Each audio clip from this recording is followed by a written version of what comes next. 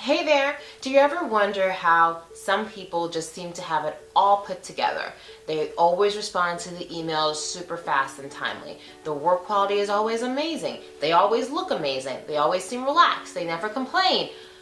If you're like me, you have looked at people like that and been like, what in the world am I not doing? So, today I want to share with you some email productivity hacks that have completely changed my life, that have made me feel super productive, that have enhanced the quality of my work, and have given me some serious sanity. So if you're ready, let's go ahead and get started. My name is Adwoa, and you're watching an episode from adwoa.com. We're going to spend the majority of our time together today talking about email, because email seems to be seriously where most people start to lose their productivity gains. So let's talk email tasks. Have you had emails come in and you start to respond to them, then the next one comes in and you've half responded to the first one, then you start responding to the second one, then the next one comes in and then you've half responded to the first one, a quarter responded to the second one, and now you're just starting to look at the third one. And before you know it, you haven't really done anything. Yes, you're not alone. So this is not a video about judgment, but here's what I want to tell you. When you get an email, if it takes you 2 minutes, do it right there on the spot. So what I'm talking to you about is a 2-minute rule. You get the email, look at it. If it's going to take you less than 2 minutes to solve for, do it right there on the spot. If it's going to take you more than 2 minutes, because maybe you have to talk to some folks or look at some data before you can respond, save it for when you have a little bit more time. Of course, the caveat to that is if it's super urgent, then okay. But if it's not something urgent where, the building's going to burn down if you don't do it right there on the spot, and you need more than 2 minutes, save it for when you have a little bit more time. The other part of the email task is touching it once. If it's going to take you more than 2 minutes to handle, don't even touch it at all. Don't even start to respond to it. Just set a reminder for yourself and touch it when you have a little bit more time. You don't want to get yourself caught up in the email game where you're only half responding to dozens of messages, and before you know it, you're like, I didn't get anything done today, and I've got 10 emails that are open and half completed. Touch it once and the 2-minute rule. Those are really going to help you out to keeping your inbox in check. Now let's talk email manners. I have to admit, I have a serious pet peeve about reply all. I worked at a company once where our CEO eliminated the ability for us to do reply all. And at first I was really annoyed. And then I was like, he's a genius. Because reply all completely bogs down your inbox. People have a tendency that if they see people in the to and CC boxes, they just press reply all so that everybody knows what's going on. That's always the excuse, right? Everybody should know.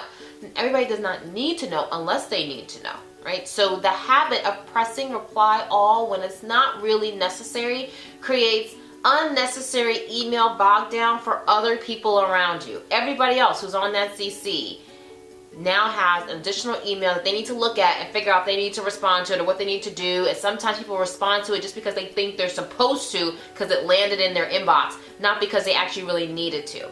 So do yourself and others a favor by not pressing reply all unless you actually need a response or an FYI acknowledge to everyone that's actually on the email. Only use it when you need it. The other thing I love about email manners is really addressing the email for what the intention is. Here's a recommendation. If you're sending an email and it's truly just an FYI, how about you start the subject of the email with the word inform, and then follow it up with whatever the subject matter is. That way, the person receiving the email knows, oh, okay, this is just truly an FYI. I don't actually need to do anything with this except read it, know it, understand it. And then, how about if you actually want some action from the person, you actually put the word action followed by the subject of the email.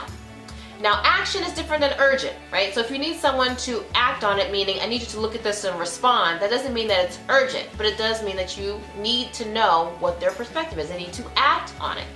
By giving people the clarification of what you need to do with it, just by looking at the subject line, that helps give them some peace of mind, and it also helps to declutter their inbox and yours. Let's talk email social skills. Have you ever gotten into the back and forth email banter with people who might be a couple of doors down from you or a couple of cubes down from you, or maybe you're just around the corner, or maybe they're just a phone call away, and before you know it, just doing email back and forth, and it's a whole email dialogue instead of just a regular dialogue?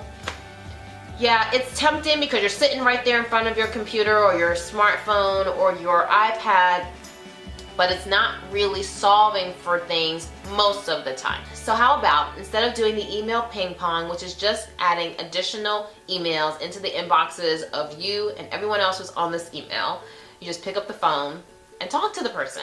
Or how about you just go walk to wherever they are if they're in a convenient location and talk to them.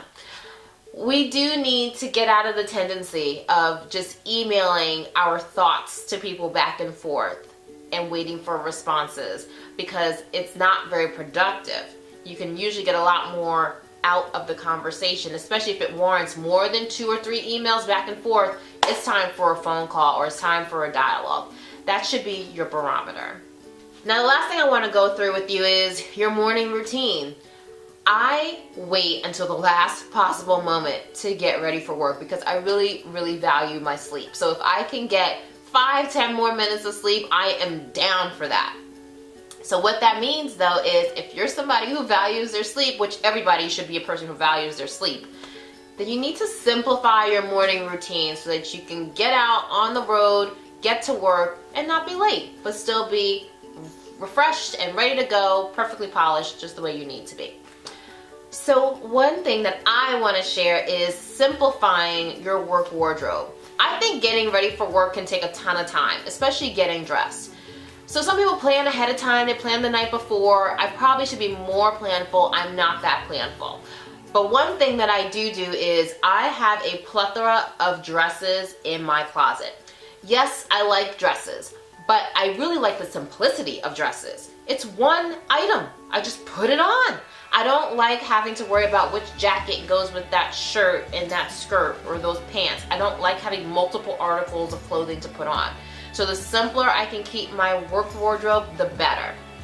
So that is why you often see me even in my videos wearing dresses, because it's one article of clothing. I don't wear a ton of jewelry. I like to keep it really, really simple because I like to move quickly and I don't like spending a lot of time on my wardrobe. So if you want to simplify your morning routine, maybe it's simplifying your wardrobe. Maybe it's simplifying your makeup routine. Maybe it's simplifying your hair, because I don't spend a lot of time on my hair in the morning. I put it in a bun at night, I put a scarf on top, I pull it out, I brush it, and I'm ready to go. Anything that can make your morning routine simpler without sacrificing on your polish and your professionalism will absolutely help with your productivity. Okay, so hopefully you found this video helpful, and if so, I encourage you to share it with anyone else who could use a few productivity hacks. And if you have some serious FOMO, then I encourage you to head over to the site, adwoa.com, and sign up for our email updates. That way you don't have to worry about missing out on any of the new things that I drop each week in your inbox, and of course, any other time that I feel like I got something hot that I just gotta share. I deliver it right to you. The corporate world needs that unique gift that only you bring. So go out into the world today and act with conviction. Be courageous and live joyfully every single day. Thank you so much for stopping by, and I cannot wait to see you at next week's episode.